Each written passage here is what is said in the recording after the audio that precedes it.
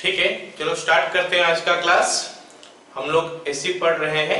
AC में हम लोग काफी सारे चीज पढ़ चुके हैं कि एसी करंट जो है वो आने के लिए एसी वोल्टेज का जरूरत पड़ता है।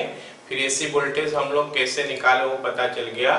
फिर एसी करंट जो है उसका मीन वैल्यू क्या होता है या फिर एवरेज वैल्यू क्या होता है, आरएमएस वैल्यू क्या होता है, वो हम पता कर चुके हैं। ठीक है, फिर हम लोग देखें कि एसी वोल्टेज अगर एक सर्किट में जाता है तो उसमें वोल्टेज और करंट का क्या रिलेशनशिप होता है। उसके लिए हम लोग काफी सारे सर्किट डिस्कस कर चुके हैं। Resistive circuit, that is purely resistive circuit, purely inductive circuit, purely capacitive circuit. Okay, उसके बाद आरएल सर्किट डिस्कस किए हैं, आरसी सर्किट डिस्कस किए हैं, आरएलसी सर्किट डिस्कस किए हैं।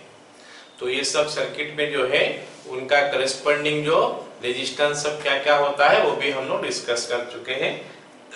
नाम खाली थोड़ा चेंज हो जाता है। रेजिस्टिव सर्किट में तो रेजिस्टेंस ही रहता है, इंडक्टिव और कैपेसिटिव सर्किट में हो जाता है inductive reactance, capacitive reactance. Okay, वो उनका रेजिस्टेंस ही होता है, खाली नाम इसे दिया गया है।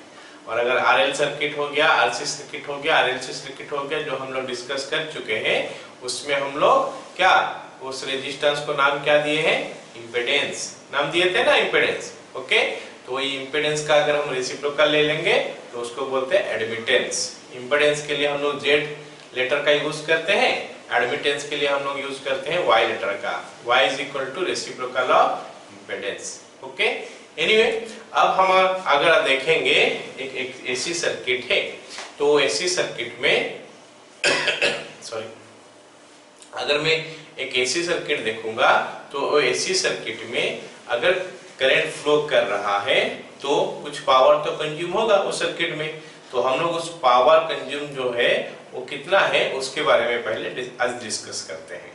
ठीक है, तो ऐसे हम लोग पढ़ चुके हैं पहले भी। जो पावर होता है, इलेक्ट्रिक पावर होता है, उसका फॉर्मूला है वोल्टेज इनटू करंट। कोई भी एक समय में वोल्टेज कितना है, करंट कितना है, वो दोनों को मल्टीप्लाई करोगे तो वो हो गया क्या, पावर। ऑलराइट, तो वो पावर जो है हमारा, हमको पता है कि वोल्टेज और करंट अगर एसी में हम लोग लेते हैं वो आरएमएस का आता है, तो वो हो गया पावर भी आरएमएस पावर उस समय का हो जाएगा। उस इंस्टेंट में जो हो जाएगा वो आप आरएमएस पावर हो जाएगा। बट हम लोग आरएमएस पावर से ज्यादा इंटरेस्टेड रहेंगे क्या, average power consumed in the circuit. Average power consumed in the circuit. तो हम एक फुल साइकिल के लिए एवरेज पावर निकाल देंगे कितना हो रहा है, फिर देखेंगे वो एक्सप्रेशन में क्या आता है। ठीक है, चलो लिखो, हेडिंग लिख लो, power in AC circuit, power in AC circuit. Alright, तो लिखते हैं if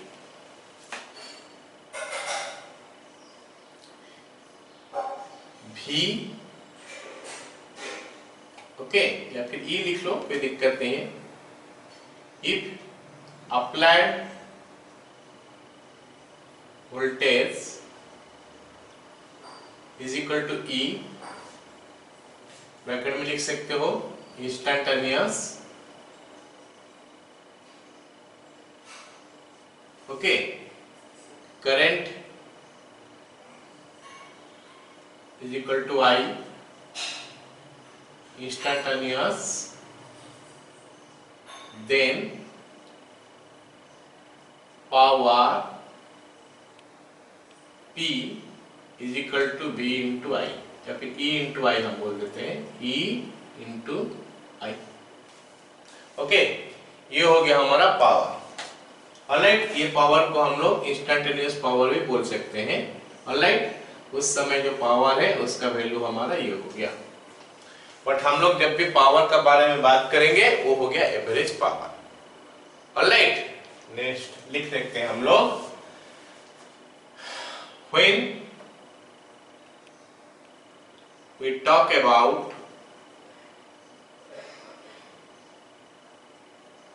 the power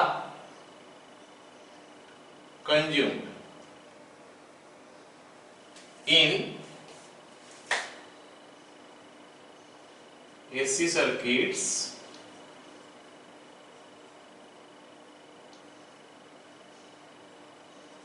it is the average power. It is the average power. और जैसे हम लोग पढ़ चुके हैं कि पावर जो होता है वो कैसे निकलता है, P is equal to work by time, ये फॉर्मूला है पावर, या फिर एनर्जी बाय टाइम, ऐसे करके भी हम लोग निकालते हैं। ठीक है, तो हम देखते हैं कि अभी कि कितना पावर कंज्यूम होगा इसी सर्किट में, वो कैसे निकालेंगे। अब हम क्या करेंगे, E का लेंगे इंस्टैन्टेनियस वैल्यू, I का लेंगे इंस्टैन्टेनियस वैल्यू, उसके बाद देखेंगे कि वो इंस्टैन्टेनियस वैल्यू अगर स्मॉल समय के लिए फ्लो करता है तो सर्किट में कितना वर्क डन होता है, फिर उसको हम डिवाइड कर देंगे, मतलब इंटीग्रेट कर देंगे इनिशियल से फाइनल कंडीशन तक, दैट इज एक कंप्लीट साइकिल के लिए, तो टोटल वर्क डन निकल जाएगा। वर्क डन में अगर हम टाइम डिवाइड कर देंगे, कंप्लीट साइकिल का टाइम पीरियड डिवाइड कर देंगे तो निकल जाएगा पावर। ओके, चलो लिखो।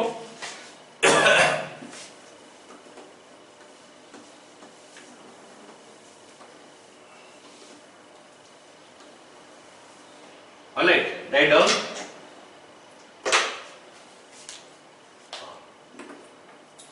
Let E is equal to E naught sin omega t is the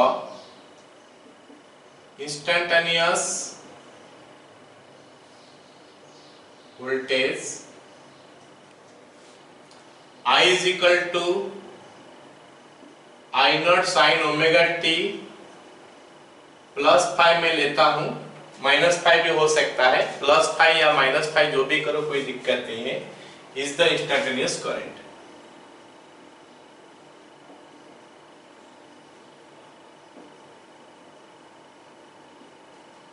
alright, ये हो गया इंस्टैन्टेनियस वोल्टेज, ये हो गया इंस्टैन्टेनियस करंट। कोई एक समय में वोल्टेज इतना था, करंट इतना था। ये +5 क्यों हुआ, समझ में आया सबको? यहाँ पे हम लोग जो +5 किए वो +5 क्यों किए, समझ में आया कि नहीं? एसी सर्किट में हमारा अगर रेजिस्टिव सर्किट होता है तो ये +5 नहीं आएगा, अगर इंडक्टिव सर्किट होता है तो ये तो -5 होगा, -90 डिग्री, कैपेसिटिव होने से +90 डिग्री। लेकिन हमको पता तो नहीं है ना कौन सा सर्किट, इन जनरल में ले लेता हूं, तो कोई भी अगर सर्किट में ले लूंगा, आरएलसी सर्किट जैसे हम लोग डिस्कस किए थे, तो उसमें फाई एंगल ऊपर गया था, फाई एंगल नीचे भी आ सकता है करंट। ओके ना, तो कोई भी एंगल, फाई एंगल मतलब ये दोनों में जो फेज डिफरेंस है फाई है, तो यहाँ पे हम ये मान के चल रहे हैं कि एक्सी ग्रेटर देन एक्सएल, तो यहाँ पे जो करंट है वोल्टेज को लीड कर जाएगा, लेग भी कर सकता है। बोलो किसी को डाउट है यहाँ पे या नहीं? अगर डाउट नहीं है तो हम आगे बढ़ेंगे।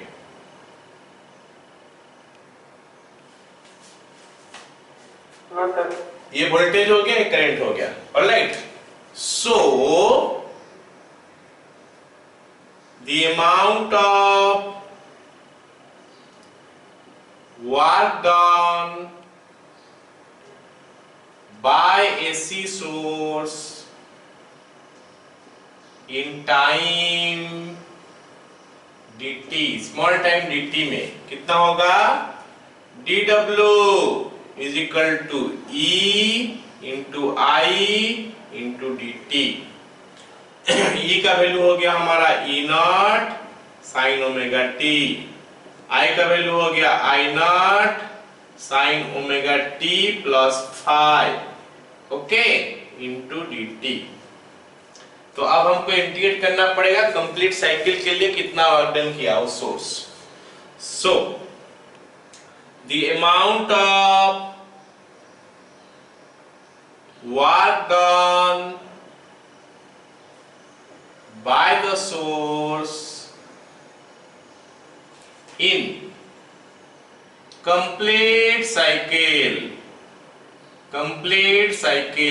is dw is equal to integration of dw is equal to integration of E naught sin omega t into I naught sine omega t plus phi into d t. ये इंटीग्रेशन फ्रॉम जीरो से लेकर capital T complete cycle में लिखा हूं। Complete cycle मतलब capital T time period हो गया। अब जरा बता दो मेरे को कि ये इंटीग्रेशन हम लोग निकाले हैं, अगर हमारा sin mx into sine nx आता है इंटीग्रेशन करने के लिए, हम इसको कैसे करते हैं बताओगे मेरे को? किसी को याद है? Sir half cos m minus n। Very good. तो यहाँ पे cos mx minus nx minus cos mx plus nx करेंगे। अब जरा ध्यान से देखो, यहाँ पे ये फाई तो कांस्टेंट है, फाई इज ए कांस्टेंट, तो ये ओमेगा टी ही वेरिएबल है। एनीवे ये sin mx जैसा हो गया और ये sin nx जैसा हो गया, इसको mx कर देते हैं, ये mx जैसा हो गया और ये nx जैसा हो गया। तो E नॉट I नॉट तो कांस्टेंट्स है, peak value of voltage and current है, बाहर निकल के आ जाएगा, ये sin mx ये sin nx हो गया। तो फिर हम उसको क्या करेंगे, उस टाइप पे इंटीग्रेशन करके निकालेंगे। So what will get here, यहाँ पे dw का इंटीग्रेशन w होगा, अगले ये में हम लोग करेंगे, ठीक है, अगले ये में हम लोग करेंगे। So it is going to be what, E naught into I naught जो कि बाहर आ गया, इंटीग्रेशन फ्रॉम जीरो से लेकर कैपिटल टी हाफ, बोला तुम लोग जो, मैं उसी को अप्लाई कर रहा हूं, mx plus nx, sorry cos mx minus nx then cos mx plus nx। So लिख रहे हैं cos mx omega t plus phi minus omega t, omega t plus phi minus omega t minus cos omega t plus phi plus omega t whole into dt। बोलो समझ में आया?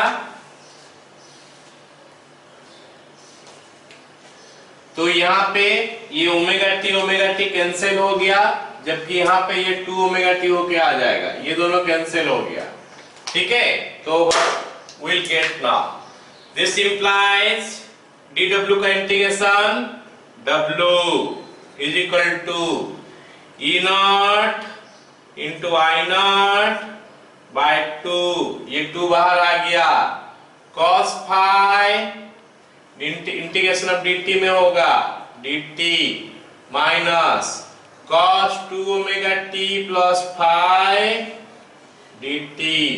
ये integration 0 से लेकर t तक है, ये इंटीग्रेशन भी 0 से लेकर t तक है। बताओ रे, किसी को डाउट है क्या?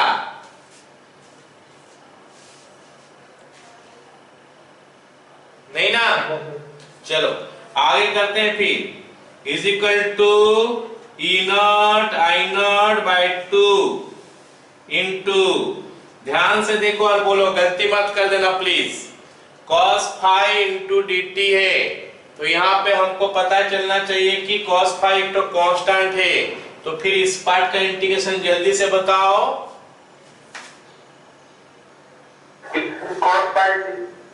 cos फाई बाहर आ गया, इंटीग्रेशन ऑफ dt हो गया t, तो दिस इज फ्रॉम 0 से लेकर कैपिटल T।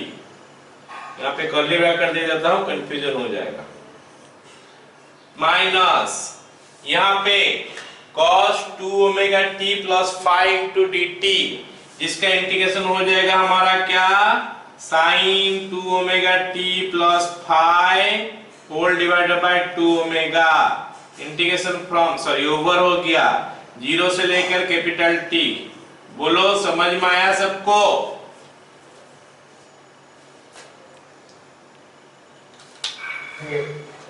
तो अब हम लोग इसमें वैल्यू पुट करते हैं और देखते हैं कि ये कितना निकल के आएगा। Is equal to W is equal to E naught I naught by 2 into cos phi तो बाहर है, इसमें t माइनस 0 लिखोगे तो t माइनस 0 आ जाएगा, ये t cos फाई, सही है ना? यहाँ तक t cos फाई ये वाला पार्ट हो गया, माइनस 1/2 ओमेगा बाहर निकाल देता हूं, 1/2 ओमेगा बाहर निकालने से हमको कितना मिलेगा? पहले ये ऊपर वाला टी पुट करता हूं, ऊपर वाला टी पुट करूंगा तो क्या होगा? Sine 2 omega capital T plus 5, तो होगा क्या? Sine 2 omega capital T plus 5/2 omega, हुआ इतना? 2 omega capital T by 5/2 omega minus क्या आएगा बताओ तो? सॉरी 2 ओमेगा नहीं आएगा, 2 ओमेगा बाहर निकाल दिया हूं, चलो फिर यहीं पे लिख सकते हैं। माइनस क्या आएगा बताओ? 0 पुट करेंगे स्मॉल टी के जगह में। अरे समझ रहे हो कि नहीं? तो क्या आएगा बोलो? साइन 5 आएगा। Very good, sine 5। तो ये यहां पे ये खत्म हो गया, ये यहां पे खत्म हुआ। So this can be written as W is equal to E naught I naught by 2 into क्या आएगा? T cos phi। आइडिया है कि ओमेगा कैपिटल T का वैल्यू कितना होता है? 2 पाई, मतलब ये 4 पाई हो जाएगा, minus sine 4 pi plus 5 minus sine 5, कुछ छूट रहा है यहां पे? 1/2 पाई।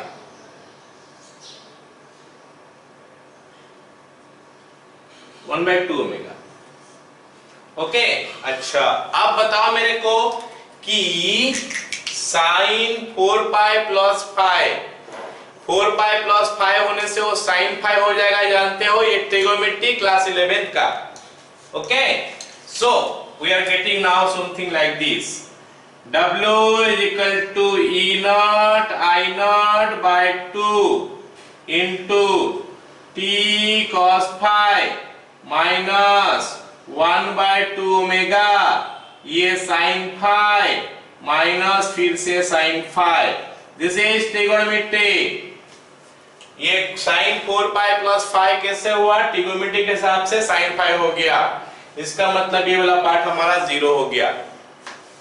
ठीक है, ये वाला पार्ट हमारा 0 हो गया। तो हम फाइनली हमको कुछ ऐसे मिला, E naught I naught by 2 into T cos phi। बोलो W का वैल्यू ये मिला, सबको पता चला?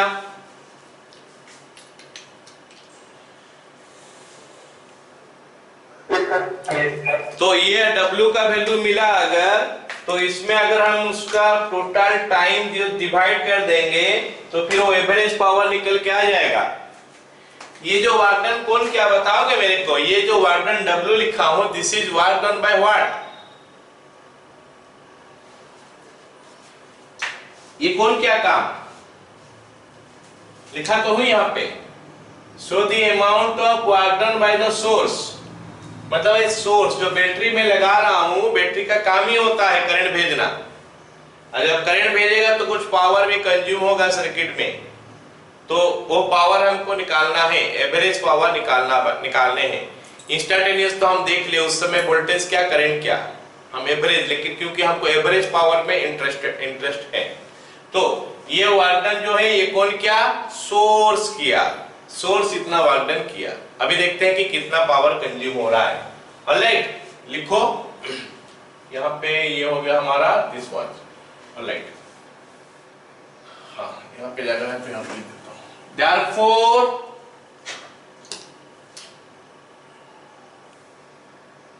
average power consumed is P, A भी हम लिख सकते हैं W by T, W by T capital T कर देंगे। सो ये बन गया हमारा E naught I naught by 2 into T cos phi divided by capital T। सो हमको PAV का वैल्यू मिला E naught I naught by 2 into cos phi। अरे पता चला? तो हम इसको चाहेंगे तो ऐसा लिख सकते हैं E0 by root 2 into I0 by root 2 into cos phi. जरा जल्दी से बता दो मेरे को कि E0 बाय रूट 2 को क्या बोलते हैं हम? ये ERMS है, ये IRMS है, ठीक है। तो लिख लो is equal to therefore PAB is equal to ERMS into IRMS into cos phi. Please write down this one, जल्दी से लिख लो कि ये हो गया हमारा power consumed in AC circuit. ये एक लॉन्ग क्वेश्चन हो गया हमारा कि एसी सर्किट में पावर कंज्यूम कितना होता है, ठीक है। अब सवाल ये आता है कि मैं अगर यहाँ पे माइनस लेता तो कुछ चेंज आता क्या? अगर यहाँ पे माइनस लेता तो कुछ चेंज उसमें आता क्या? देखते हैं। ये जगह में माइनस होगा, ये जगह में माइनस होगा, ये जगह में माइनस होगा, है ना। फिर क्या होगा और कहां पे क्या हुआ था? अच्छा यहाँ पे कहीं पे छूट रहा है। ये जगह में माइनस होगा, ये जगह में माइनस होगा, फिर यहाँ पे भी माइनस होगा, cos of minus five, alright. और ये वाला cos of minus five cos five होता है, क्योंकि cos minus theta cos theta होता है। ये वाला जगह में माइनस फाइव होगा और यहाँ पे माइनस फाइव वो सब जगह में हो रहा है। कुछ प्रॉब्लम नहीं होगा, सारे कट जाएगा। ये वाला पार्ट ऐसे भी कट रहा था पहले, अभी भी कटेगा। ये साइन ऑफ माइनस फाइव होगा तो माइनस साइन फाइव बाहर आ जाएगा, अकॉर्डिंगली ये प्लस हो गया होगा उस समय, क्योंकि साइन ऑफ माइनस फाइव यहाँ पे होगा। तो answer is going to be the same. तो power consumed in AC circuit is this one. बोलो समझ में आया यहाँ पे, यहाँ तक? अच्छा, यहाँ पे हम क्या करेंगे, ये जो ERMS इंटू IRMS है, ERMS इंटू IRMS है, इसको बोलते हैं क्या? True power. क्या बोलते हैं? True, TRUE, true power. और ये cos फाई को क्या बोलते हैं? Power factor. cos फाई को बोलते हैं क्या? Power factor. It is a true power. ये हो गया हमारा ट्रू पावर, ये हो गया हमारा पावर, सॉरी, ये cos फाई को बोलते हैं पावर फैक्टर। मतलब सर्किट में जितना पावर देना चाहता है, जितना पावर कंज्यूम होना चाहिए, उतना नहीं हो रहा है, कुछ कम हो रहा है, क्योंकि cos फाई का वैल्यू हमको पता है कि हमेशा ये 1 से कम है। ओके, तो लिख सकते हो। यहां तक कंप्लीट हो गया, तो आगे मैं लिखा रहा हूं। हो यार, ये हो गया ना कंप्लीट? हो यार, ERMS into IRMS is called true power. हो यार, ERMS into IRMS is called true power, and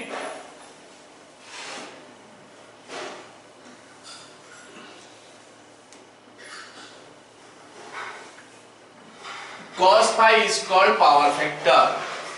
हो यार, ERMS into IRMS is called true power, and cos phi is called power factor. इसको हम लोग क्या बोलते हैं? Power factor. अब ये बोलोगे सर फिर ये जो पावर हम PAV लिखे हैं, एवरेज पावर, इसको कुछ और बोला जाता है क्या? Yes, this is called apparent power, जो आता है। ऑलराइट, ये हो गया ट्रू पावर, जो एक्चुअली सोर्स से निकलता है, लेकिन उसमें से जो ये का ऊपर आ जाता है, मतलब सर्किट में जो कंज्यूम होता है, ये वाला ये हम लोग ये करते हैं। तो अपरेंट पावर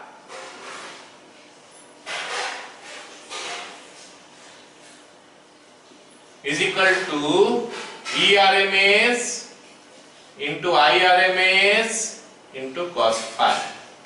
ओके, अच्छा, अब बता मेरे को, ये जो अपरेंट पावर ज्यादा होने के लिए cos phi का वैल्यू ज्यादा होना चाहिए या कम होना चाहिए?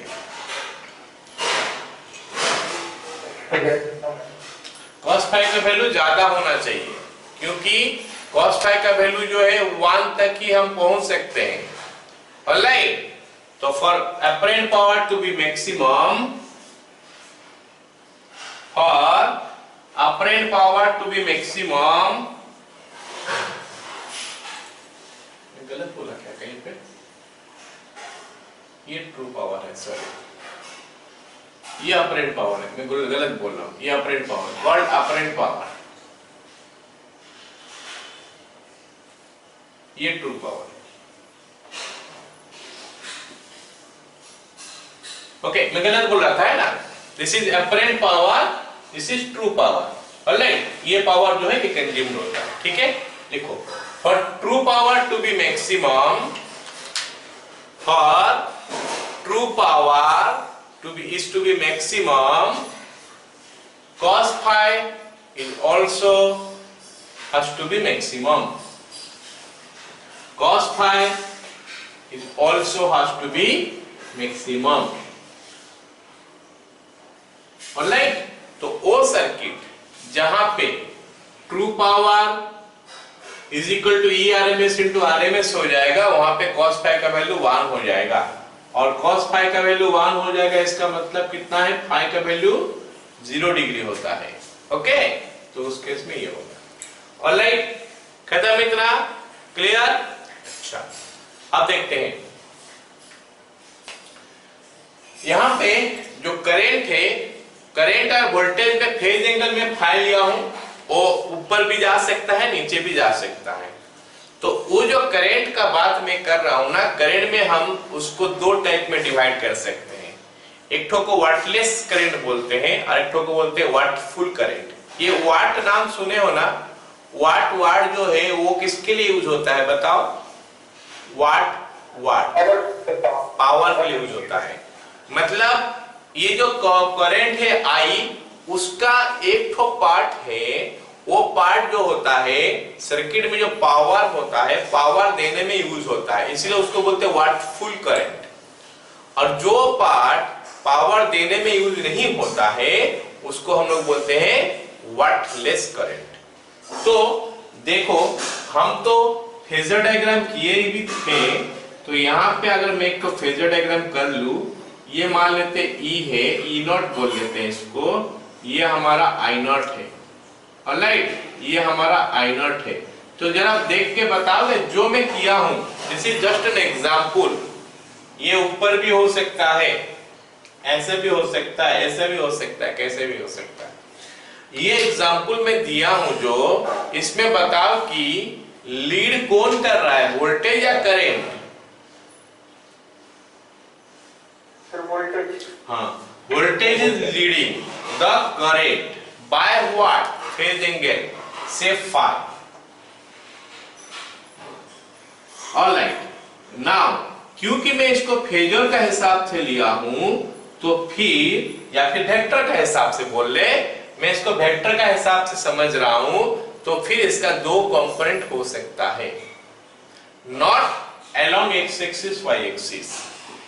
हम लोग क्लास 11 में जब पढ़े थे वेक्टर, उसमें मैं बताया था कि तुम लोग को पता भी होगा कि एक वेक्टर को कोई भी दो परपेंडिकुलर कंपोनेंट में डिसॉल्व किया जा सकता है। ऐसा नहीं कि एक्स एक्सिस वाई एक्सिस में। जब एक्स और वाई में करते हैं तो उसको हॉरिजॉन्टल कंपोनेंट, वर्टिकल कंपोनेंट बोलते हैं। बाकी कोई भी दो परपेंडिकुलर कंपोनेंट में डिसॉल्व कर सकते हैं। ऐसे ही ये जो वेक्टर हम देख रहे हैं आई नॉट, इस आई नॉट वेक्टर को हम दो कंपोनेंट रिजॉल्व कर सकते हैं। एक आ गया क्या इस तरफ, और एक आ गया क्या इस तरफ। ये एक ये। अच्छा, ये जो कंपोनेंट है आई नॉट का, वो क्या होगा बताओ? ये आई नॉट का जो कंपोनेंट है वो क्या होगा यहाँ पे? I naught cos phi, I naught cos phi. यहाँ पे ये आरएमएस लिखे ना, तो आरएमएस ही लिख देते हैं, RMS I naught I RMS cos phi, या फिर ई आर ए कर देते हैं, छोड़ दो, आई कॉस फाई। और ये वाला कंपोनेंट हो जाएगा आई साइन फाई। अब बताओ, ये जो आई कॉस फाई है, ये आई कॉस फाई इसके साथ जा रहा है पावर, सर्किट में आने के लिए। और ये साइन आई साइन फाई जो है ये बेकार है, ये यूज नहीं हो रहा है पावर देने में। तो ये जो कंपोनेंट को हम क्या बोलते हैं, वाटलेस कंपोनेंट। इसको क्या बोलते हैं, वाटलेस करंट।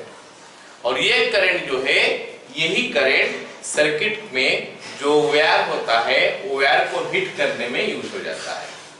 बाकी इसमें से अगर हमारा बल्ब है, बल्ब में लाइट जो जल रहा है, जो लाइट हम लोग का आ रहा है, इसी पावर से आ रहा है। और बाकी ये जो कंपोनेंट है, ये कंपोनेंट जो है हमारा, ये हमारा हीट करने में यूज हो जाता है। आया समझ में? Yes, sir. हेडिंग लिखो, wattless current. Wattless current, alright. उसके बाद देखो, अच्छा ये जो करंट है इसको ऊपर भी कर सकते हैं, ऊपर करने से भी एक कंपोनेंट इधर आ जाएगा, एक कंपोनेंट इधर आ जाएगा, ठीक है। लिखो, in AC circuits the voltage and current are always some phase difference, and always some phase difference. Okay, उसके बाद लिखो, consider an AC circuit in which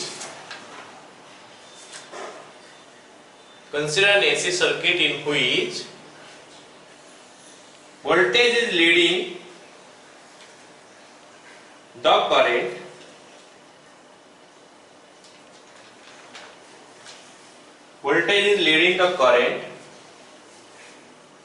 by phase angle phi। उसके बाद फटाफट इसको ड्रॉ करो।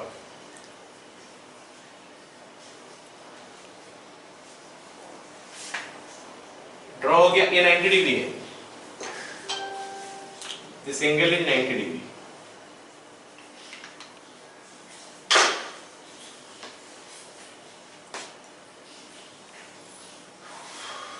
खत्म।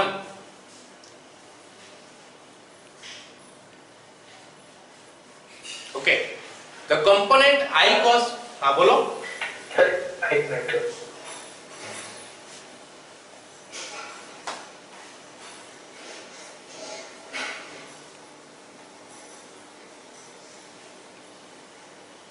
Yes, sir. The component I cos phi, which is along the voltage,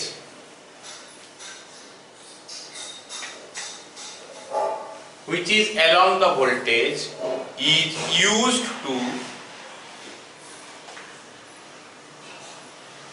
used to contribute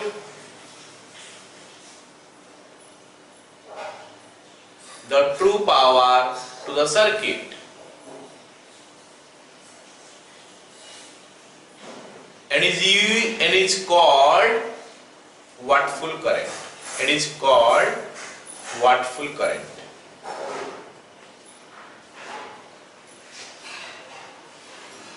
While Sir, and it's called? wattful, FUL, wattful current, and the component I sin phi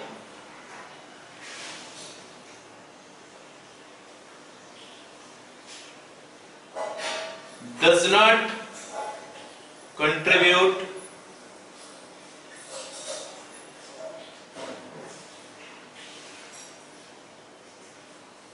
any power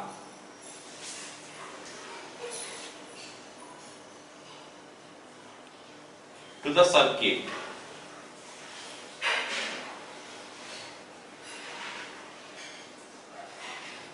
and is called wattless current. It is called wattless current.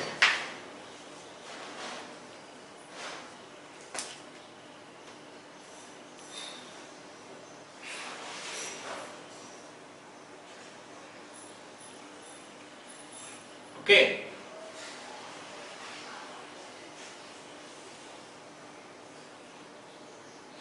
ठीक है,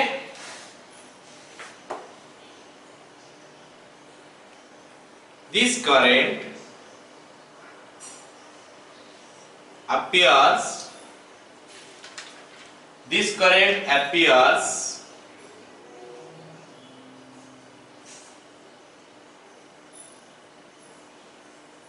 as the heat.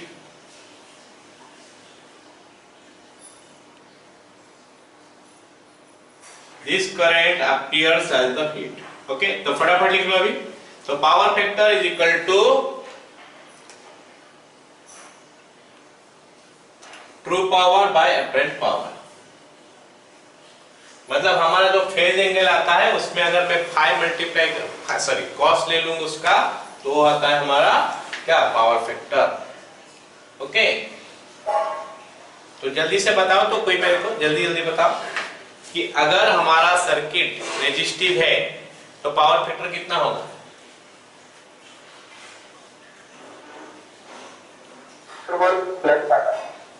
1 आ रहा है, 1 power factor 1, क्योंकि 5 0 है। अगर capacitive है, purely capacitive, तो power factor कितना?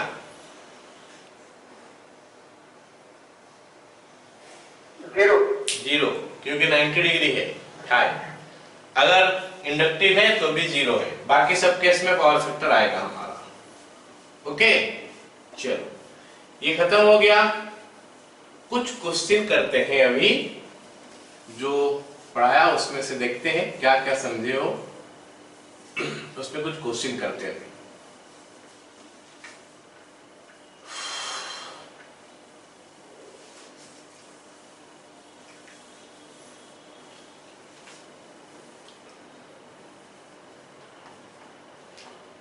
ओके, ठीक है, लिखो।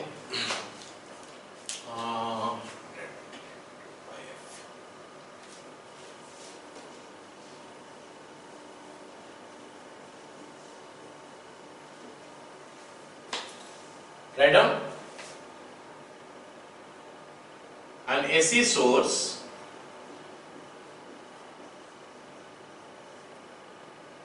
V is equal to 100 sin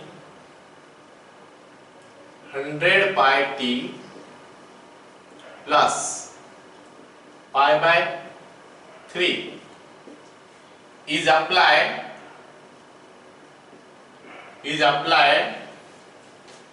across a circuit. Okay, find the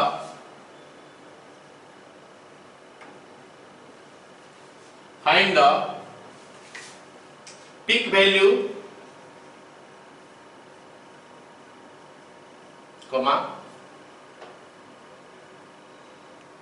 angular frequency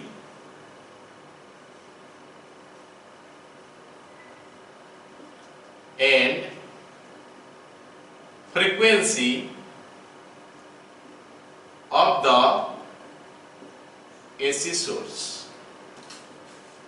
okay, तो ये दिया है कि एक AC सोर्स है 100 sin 100 pi t plus pi by 3 across A circuit. कोई भी सर्किट है, वो बताया नहीं कि कौन सा सर्किट है, RLC एक्सेप्टर कुछ नहीं बताया। तो पूछा है हमको कि उस AC सोर्स का पीक वैल्यू, AC वोल्टेज का, AC सोर्स नहीं, AC वोल्टेज, ये AC वोल्टेज का पीक वैल्यू बताओ। RMS भी पूछा है, RMS में नहीं लिखा हूं, RMS भी पूछा है, मान लेते हैं peak value, RMS value, angular frequency and the frequency of the AC voltage. ठीक है, चलो स्टार्ट करते हैं फटाफट। हमारा जो AC वोल्टेज होता है V is equal to V0 sine omega t plus phi लिख सकते हैं हम लोग। ओके, ये सोर्स का वोल्टेज को यहाँ पे प्लस दे दिया है तो उसको लिख सकते हैं। ऑलराइट ना, अब बता मेरे को इसके साथ इसको कंपेयर कर लो तो V0 का वैल्यू हमको मिल गया कितना, 100 वोल्ट। ये वोल्ट में ही है, 100 वोल्ट V0 हो गया। इसको हम लोग क्या बोलते हैं, peak value. This is called peak value, ये हमारा पीक वैल्यू हो गया। अब अगर आपको RMS वैल्यू निकालना है, क्या करेंगे, RMS के लिए V0 बाय √2 होता है। V नॉट बाय रूट 2 कितना हो जाएगा 100 by root 2 this much of volt. RMS voltage हो गया। अब उसके बाद पूछा है कि एंगुलर फ्रीक्वेंसी क्या होता है। एंगुलर फ्रीक्वेंसी ओमेगा ही एंगुलर फ्रीक्वेंसी होता है। Angular frequency is equal to omega is equal to यहाँ पे शायद 100 पाई दिया है 100 पाई। ये हमारा एंगुलर फ्रीक्वेंसी है। ठीक है, तो एंगुलर फ्रीक्वेंसी 100 पाई हो गया। अब हमको पूछा है क्या फ्रीक्वेंसी कितना है। फ्रीक्वेंसी बोलने से f कितना है। हमको पता है कि ओमेगा होता है 2 पाई f। 2 पाई f हो गया हमारा 100 पाई, तो f कितना हो गया 50 हर्ट्ज। क्या समझ में आया सबको? जल्दी से बोलो हाँ। Yes sir. चलो अगला सवाल लेता हूं मैं। अगला सवाल लेता हूं। ओके ठीक, इसको हम कहां तक लिखेंगे, यहां तक लिखता हूं। 100 sin 10t plus pi by 3। ये प्लस पाई बाई 3 में जब हम लोग किए थे उसमें सोर्स में ये वोल्टेज नहीं लिए थे, लेकिन ये वोल्टेज आ सकता है, कोई दिक्कत नहीं है, आ सकता है। ठीक है, ऑलराइट। सेम क्वेश्चन हम लिखते हैं अभी। On AC source, AC voltage देखो ये सोर्स क्या लिखा हूं मैं। On AC voltage V is equal to 100 sin 10t plus pi by 3 volt होगा, is applied across a circuit. Find the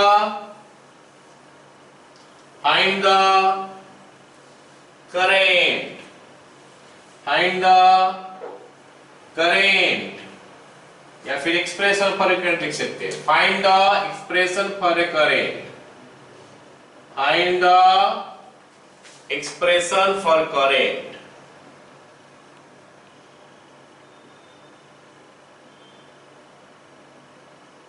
If the circuit is, हो गया, circuit is BTEC purely resistive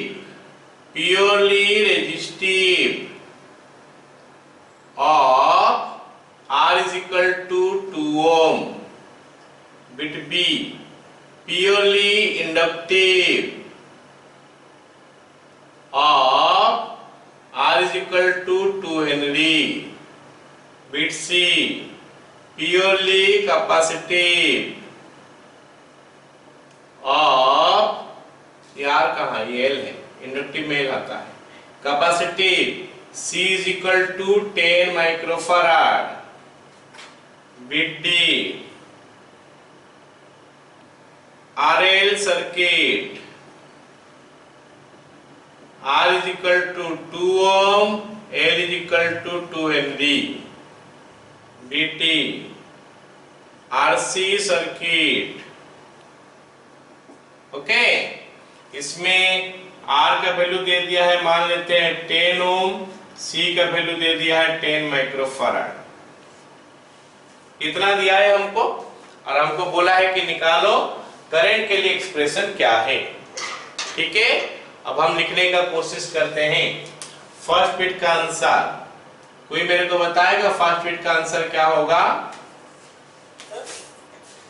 बोलो सर। सेकंड में L is equal to 2 Henry, H stands for Henry, H Henry.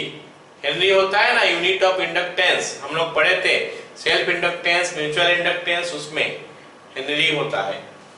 चलो जल्दी से बताओ कि फर्स्ट के लिए क्या होगा answer? I is equal to, बताओगे कि नहीं? sin, अरे एक बार sir 50 sin 10t plus pi by 3। I naught sin 10t plus pi by 3। अब ये I नॉट कैसे मिलेगा? V naught by R। V naught का वैल्यू कितना है? 100, R का वैल्यू कितना है 2, तो is equal to 50 ampere. So it is 50 sin omega t plus pi by 3। अरे बोलो समझ में आया सबको? सुनो, अगर हमारा रेजिस्टिव सर्किट में है तो उसमें करंट होता है I is equal to I naught sine omega t। हम लोग जो वहां पे पढ़े थे या फिर ऐसे पढ़े थे कि उसमें फेज डिफरेंस नहीं है, वहां पे हम लोग जो थ्योरी में पढ़े थे उसको साइन ओमेगा टी लेके खाली किए थे। अभी ओमेगा टी का साथ में पाई बाय 3 भी जोड़ दिया, कोई दिक्कत नहीं है, हो सकता है। हमको पता है कि ये दोनों में कोई फेज डिफरेंस नहीं है, तो इसीलिए हम फेज डिफरेंस डालेंगे ही नहीं। बताओ आगे, पहला बिट समझ में आया सबको? हाँ करो सबको ही। Yes sir. सुम्या, सुमित, ठीक है। अब देखो अगला, हाँ ठीक है, अगला देखते हैं। अगला हो गया हमारा क्या? रेजिस्ट। ये पहला बिट का आंसर ये हो गया, जल्दी से लिख लो। तो सब में पहले मैं I0 निकालूंगा फिर फॉर्मूला डालूंगा, है ना। सेकेंड बिट अभी मैं कर रहा हूं, फर्स्ट बिट खत्म हो गया, अभी हमारा सेकेंड बिट आ रहा। सेकेंड बिट में मैं पहले I0 निकालता हूं। ये हमारा इंडक्टिव सर्किट है। इंडक्टिव सर्किट में I0 का वैल्यू क्या होता है? V0 by XL। इसका रेजिस्टेंस XL होता है, तो V0 by omega into L होगा। हाँ या ना, जल्दी से बोलो।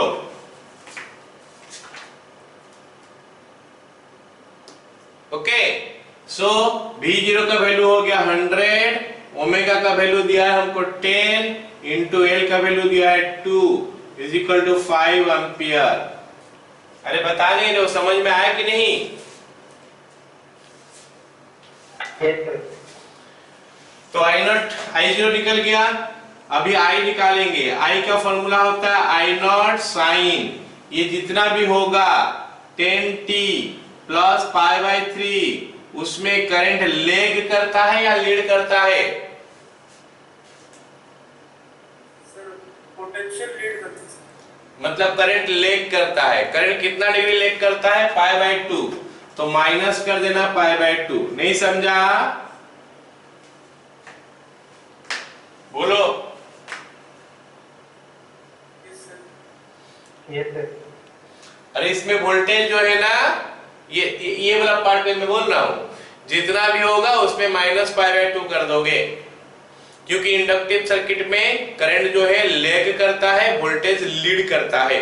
मतलब वोल्टेज आगे है, करंट पीछे है। कितना पीछे है? पाई बाय 2, तो इसलिए पाई बाय 2 माइनस कर दोगे। तब I नॉट का वैल्यू हो गया हमारा 5 sign 10t minus pi by 3 6। अरे बोलो, पता चला? Second beat. Yes sir. First beat over, second beat over, third beat. Third beat हमारा क्या है? कैपेसिटिव सर्किट है।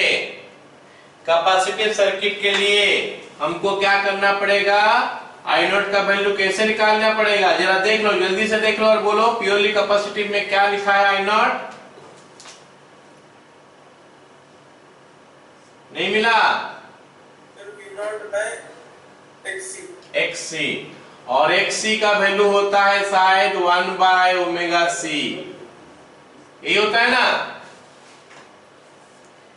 तो ये चल गया ऊपर, 1 बाय क्यू रखेंगे, उसको ऊपर ले लेते हैं, 1 बाय ओमेगा इंटू C। सही लिख रहा हूं ना मैं?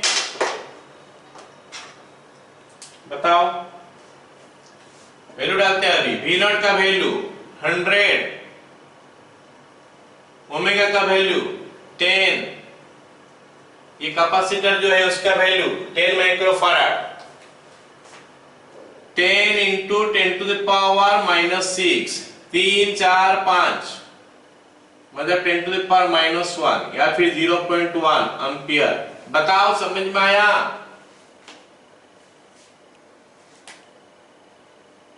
Yes sir. तो फिर बता दो जल्दी, क्या समझा है? I इज इक्वल टू क्या लिखेंगे? पहले एक्सप्रेशन बताओ। I naught sine omega t plus pi by 3 plus pi bye 2। हाँ, पाई बाय 3 प्लस पाई बाय 2, क्योंकि यहाँ पे लीड करता है current, pi by 2 angle lead करता है तो पाई बाय 2 निकाल दिए। ठीक है, बोलो।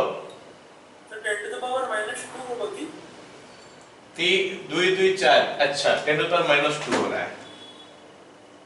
ठीक है, कैलकुलेशन मिस्टेक था, 0.01 एम्पियर। अब आई नॉट का वैल्यू हो गया 0.01 साइन ओमेगा टी का, ओमेगा टी क्या यहाँ पे 10t है, 10t plus pi by 3 pi by 2 मतलब 90 और 30 120 2 पाई बाय 3, सही लिखा। तो तीसरा समझ में आ गया, फर्स्ट सेकंड थर्ड समझ में आया सबको।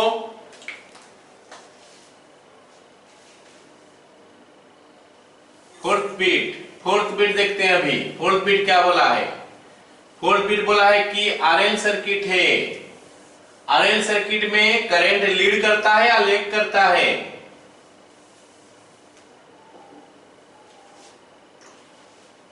आरएल सर्किट में करंट लीड करता है लैग करता है,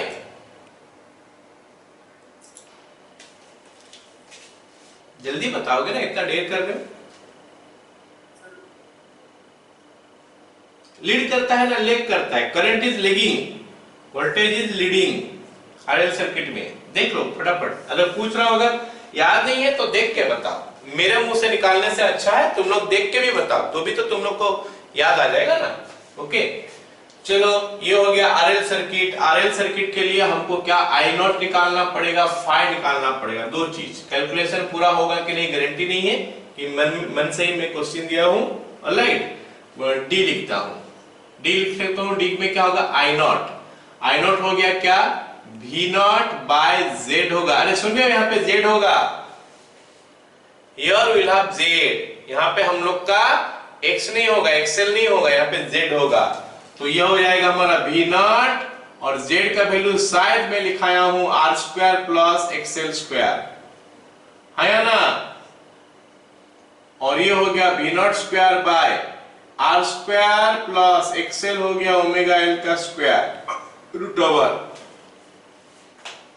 okay so it will make it what 100 का स्क्वायर, मतलब 100 इंटू 100, आगे ऊपर नीचे R स्क्वायर बोलने से कितना R2 दिया है तो 2 का स्क्वायर हो गया 4 प्लस ओमेगा L का स्क्वायर, ओमेगा सर ऊपर V नॉट स्क्वायर तो दिए होते और नॉट, अच्छा V नॉट खाली है। Okay R square plus omega L का स्क्वायर, ओमेगा हो गया हमारा 10 इंटू L हो गया हमारा कितना 2, तो 10 इंटू 2 का स्क्वायर, 10 इंटू 2 इसका square root over is equal to 100 divided by 400, 4 का रूट ओवर। नहीं मिला, चलो ठीक है कोई बात नहीं। Okay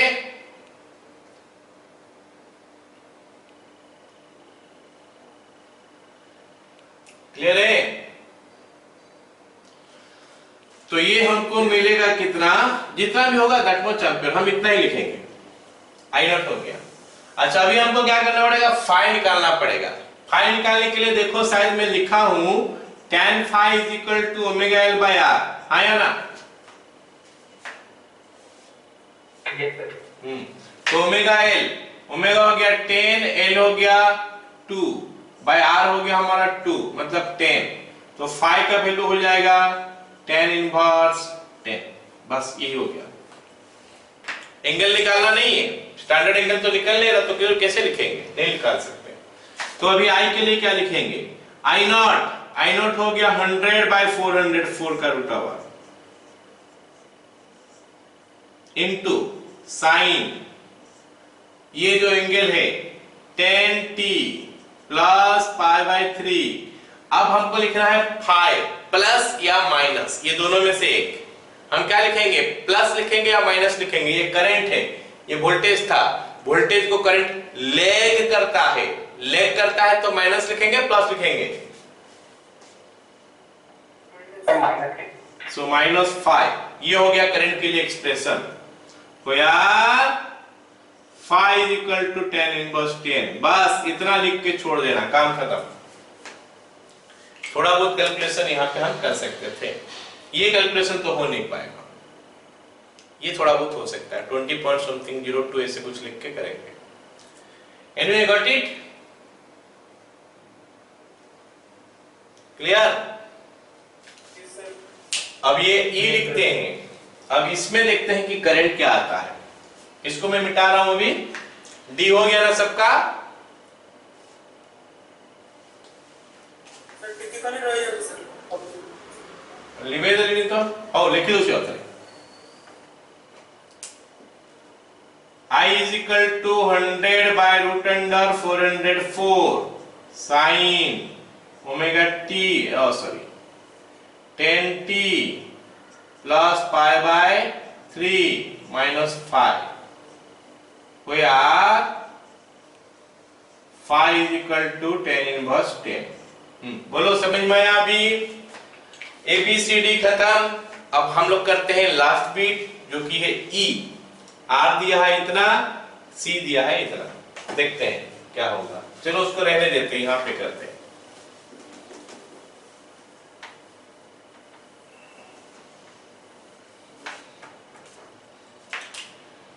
I naught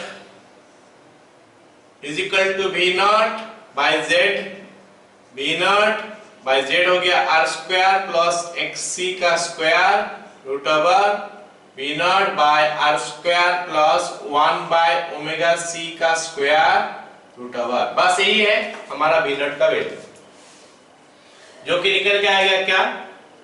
100 divided by R square, मतलब R कितना 10 दिया था ना, 100 plus 1 by omega 10 into 10 to the power minus 6, इसका हो गया स्क्वायर, ये हो गया रूट ओवर, ओ सॉरी नीचे का root over. So this is coming 100 by ये 100 plus 10 to the power minus 4 होगा, 10 टू द पावर माइनस 8 हो रहा है नीचे, मतलब 10 टू द पावर 8 हो जाएगा ऊपर, इसका root over. This much of ampere. यहाँ पे 10 भी कटा सकते हैं, यहाँ से 10 हट जाएगा तो ये बनेगा कितना? 10 by 1 plus 10 to the power 6 root over, this much of ampere. ये हो गया I नॉट। पता चला I नॉट सबको? Yes sir. अब हम क्या करेंगे? फाई निकालेंगे, और उसमें देखो 10 फाई का वैल्यू लिखा होगा क्या? 1 बाय ओमेगा आर सी शायद लिखा है। 10 phi is equal to XC by R। XC का वैल्यू ही 1 बाय ओमेगा C है, ओमेगा सी आर। तो ये हो जाएगा हमारा कितना? 1 बाय ओमेगा का वैल्यू हो गया हमारा 10, C का वैल्यू हो गया 10 into 10 to the power minus 6 into R का वैल्यू हो गया 10, तो ऊपर चले गया तो कितना आ जाएगा? 1000 आ जाएगा ना। तो phi is equal to tan inverse 1000। Just रफली हम वैल्यू लिए तो ऐसा कैलकुलेशन और हो नहीं पाएगा तो हम लोग ऐसे ही लिखेंगे। बोलो सबको समझ में आया? Therefore I is equal to I naught हो गया 10 by 1 2 3 4 5 1 root over into sine omega T sorry 10t plus pi by 3 plus tan inverse 1000, जितना भी आएगा वो। ये सवाल समझ में आया ना सबको?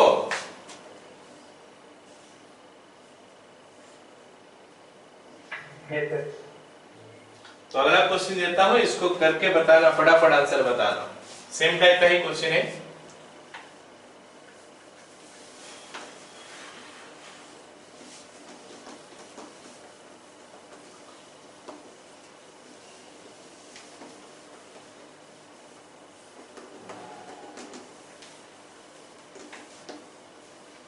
Redo E is equal to 200 sin 100 pi t.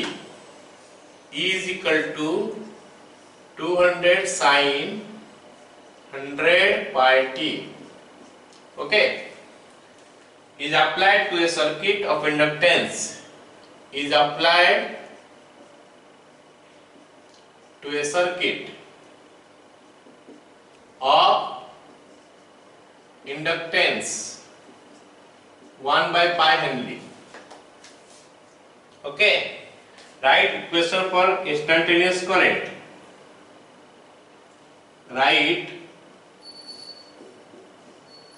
equation of instantaneous current.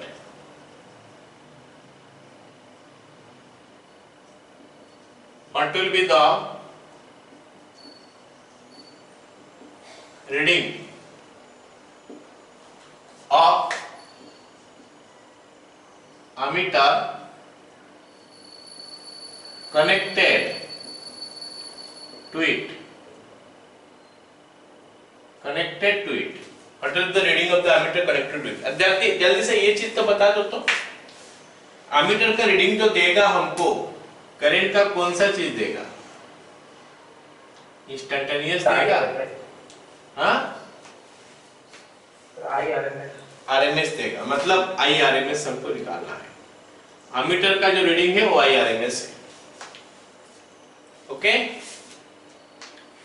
चलो फिर निकालते हैं। यहाँ पे ये जो सर्किट है, क्या सर्किट है ये? क्वेश्चन पढ़ के बता सकते हैं हम लोग, क्या सर्किट है ये? इंडक्टिव सर्किट है ये, ठीक है। तो अगर इंडक्टिव सर्किट है तो इंडक्टिव सर्किट के लिए एक्सएल निकाल देते हैं। XL is equal to omega into L होता है। ओमेगा हो गया क्या? ये ओमेगा कितना है बताओगे जल्दी? 100 पाई। हाँ, 100 पाई है। अभी ओमेगा टी होता है तो 100 पाई हो गया, इंटू एल का वैल्यू दिया है 1 बाय पाई। इसका मतलब 100 ओम हो गया रेजिस्टेंस। ओके, तो इसमें से हम क्या कर सकते हैं? फिर आई नॉट निकाल सकते हैं। आई नॉट का वैल्यू हो गया, ई दिया है तो ई नॉट लिखते हैं, भी देता है तो भी नॉट लिखेंगे। E naught by XL, E naught का वैल्यू हमको दिया है 200 बाय एक्सएल का वैल्यू हो गया हमारा 100। तो कैलकुलेशन करने के बाद हमको मिला कितना? 2 एम्पियर। बोलो आई नॉट समझ में आया सबको? तो फिर आई बताओ तो जल्दी से।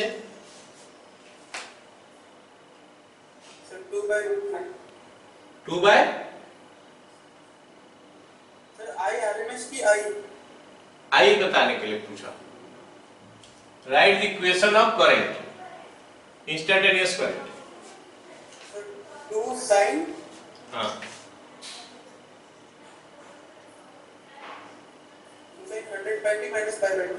Very good. 2 sin 100 pi t minus pi by 2, ये इंस्टेंटेनियस करंट के लिए एक्सप्रेशन हो गया। अभी हमको पूछा है क्या? अमीटर का रीडिंग। अमीटर रीडिंग जो है आईआरएमएस होगा। Ammeter reading is equal to IRMS, I naught by root 2। I naught हो गया 2 बाय रूट 2, मतलब रूट 2 एम्पियर। बताओ समझ में आया सबको? जल्दी।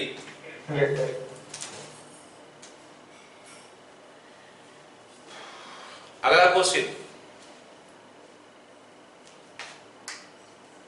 कोई? एक मिनट, मिटा लो ना, मिटा लो इसको ना।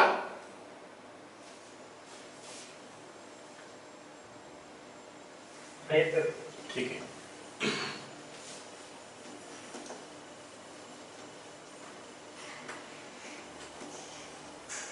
पहला क्वेश्चन लिखो। When 100 volt DC is applied across an inductor, current is 1 ampere. When 100 volt DC is applied across an inductor, ये डायरेक्ट वोल्टेज है, करंट लिखते हैं है ना, DC voltage applied, inductor current is 1 ampere,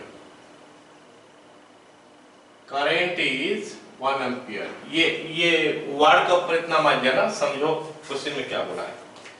next, if 100 volt AC is connected across the same inductor, if 100 volt AC is connected across the same inductor,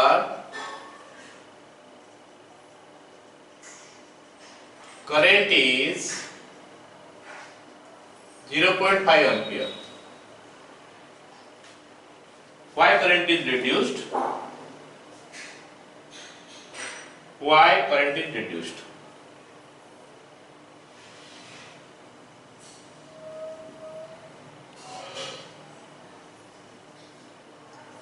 Also, calculate the reactance of the inductor.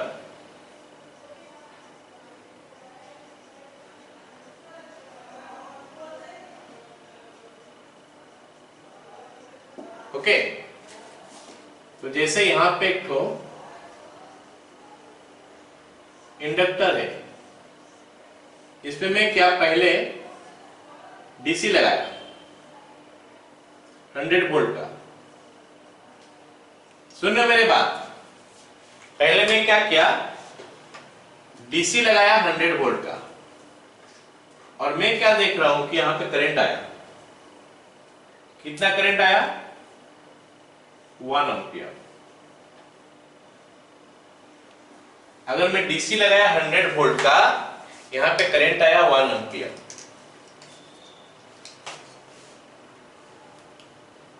अगर मैं AC लगा रहा हूं, current आ रहा है 0.5 ampere. अब सवाल यह पूछा है कि करंट घटा क्यों? डीसी में करंट जो था, एसी में वहां पे करंट घट गया क्यों? फिर अगला पूछा है कि उसका रिएक्टेंस निकालो। बताओ कि करंट घटेगा क्यों?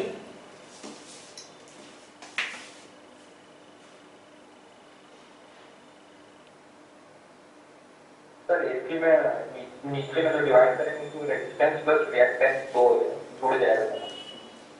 मतलब एसी जब आएगा ना, तो ये इंडक्टर ना उसको अपोज करेगा, डीसी को अपोज नहीं करता है। जो इंडक्टर का जो रिएक्टेंस होता है, इंडक्टर का रिएक्टेंस होता है एक्सएल, ये होता है ना ओमेगा इंटू एल। ओमेगा होता है 2 pi F into L. F का वैल्यू 0 डीसी के लिए, मतलब एक्सएल का वैल्यू 0 डीसी के लिए। इसका मतलब इसमें जो करंट को अपोज करेगा वो खाली इसका रेजिस्टेंस के लिए ही अपोज होता है। अरे समझा मेरे बात? तो लिख सकते हैं XL is equal to omega L, XL is equal to omega L. उसके बाद 2 पाई एफ एल, एफ का वैल्यू हमको 0 मिला डीसी के लिए, therefore XL is equal to 0 in DC। Okay, ये हम डीसी के लिए बात कर रहे हैं। For AC, F is not equals to 0, XL not equals to 0, alright? अब हम लिखेंगे for DC, opposition is due to resistance only, R के लिए। For AC opposition is due to resistance and reactance, that is impedance. Okay, AC के लिए क्या हो गया, रेजिस्टेंस और रिएक्टेंस दोनों के लिए आएगा, और यहां पे क्या होगा, Z आएगा, R square plus XL square root over. अरे बोलो समझ में आया ये पार्ट?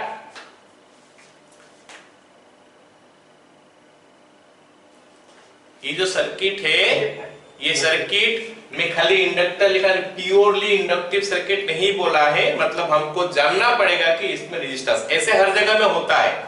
हम थ्योरी के लिए खाली पढ़ लिए कि प्योरली इंडक्टिव जैसा कुछ चीज होता नहीं है, क्योंकि इंडक्टर भी एक वायर से ही बना हुआ है, वायर का कुछ रेजिस्टेंस होगा 100%, तो आरएल तो होता ही होता है। यहाँ पे बोला भी नहीं है कुछ प्योरली इंडक्टर, ये इंडक्टर खाली नहीं है, इसके अंदर में रेजिस्टर भी भरा हुआ है, तो ये चीज हमको देखना है। अगर एस डीसी जा रहा है तो खाली रेजिस्टेंस जो है इसको अपोज करता है। एसी के लिए क्या होता है, रेजिस्टेंस और रिएक्टेंस दोनों मिलकर अपोज करेगा, और इफेक्टिव रेजिस्टेंस जो है ये इंपेडेंस होता है। तो हम लिखेंगे एज आर इज या फिर Z is greater than R, so current in AC circuit is less than current in DC। चलो ये एक्सप्लेनेशन हो गया कि करंट क्यों रिड्यूस हो गया। अभी हमको पूछा है कि निकालो, बताओ मेरे को कि वो रिएक्टेंस कितना है, मतलब ये एक्सेल का वैल्यू कितना है निकालने के लिए बोला है। जल्दी से निकालते हैं, अभी इसको लिख लिया।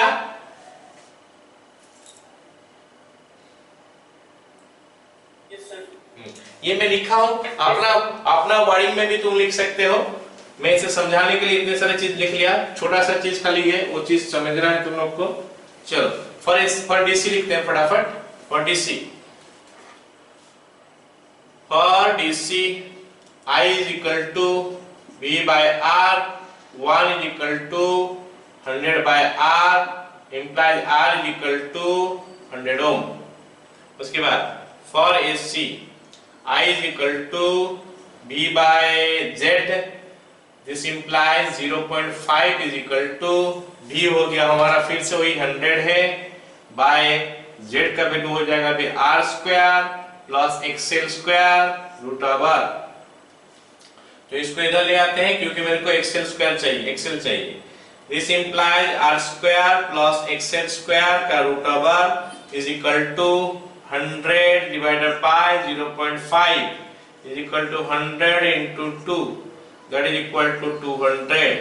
तो R स्क्वायर या फिर R का वैल्यू तो हमको पता चल चुका है, 100 का स्क्वायर प्लस एक्सएल का स्क्वायर इज इक्वल टू 200 का स्क्वायर।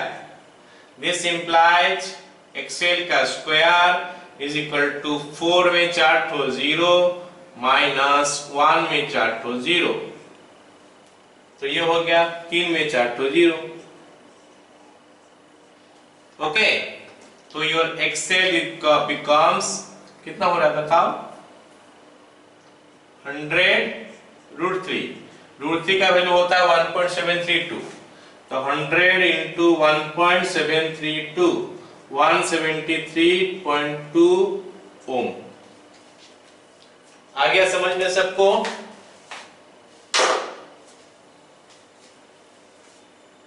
Yes sir. तो आज का क्लास हम लोग यहाँ पे खत्म करते हैं, ठीक है।